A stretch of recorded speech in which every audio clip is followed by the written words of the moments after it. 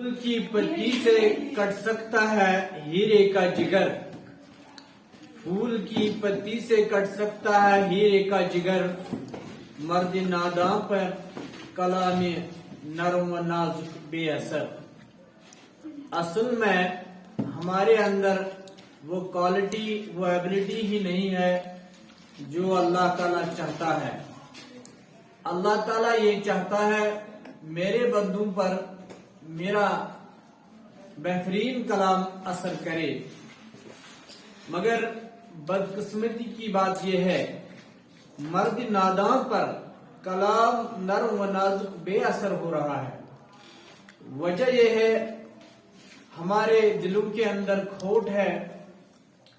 اللہ ہم سے یہ چاہتا ہے آپ میری ذات کو یکتا مانو اور محمد رسول اللہ صلی اللہ علیہ وسلم کی مبارک ذات کو اپنا پیشوا اور میرا رسول محمد رسول اللہ صلی اللہ علیہ وسلم تسلیم کرو۔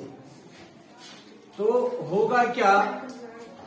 اللہ تعالیٰ فرماتا ہے اپنے مقدس کلام میں، پھر آپ پہ کلام پاک اثر کرے گا جب آپ اللہ تعالیٰ کی ذات پہ ایمان رکھو گے، اللہ تعالیٰ کی کتابوں پر ایمان رکھو گے، اللہ تعالیٰ کے رسولوں پر ایمان رکھو گے، اور اس بات پہ بھی ایمان ہونا چاہیے ہمارے نبی خاتم المرسلین صلی اللہ تعالی علیہ وسلم ہے۔ لہذا ہماری جانب سے کروڑوں درود السلام ہو محمد رسول اللہ صلی اللہ تعالی علیہ وسلم کی ذات اقدس پر، وما علینا الا البلاغ۔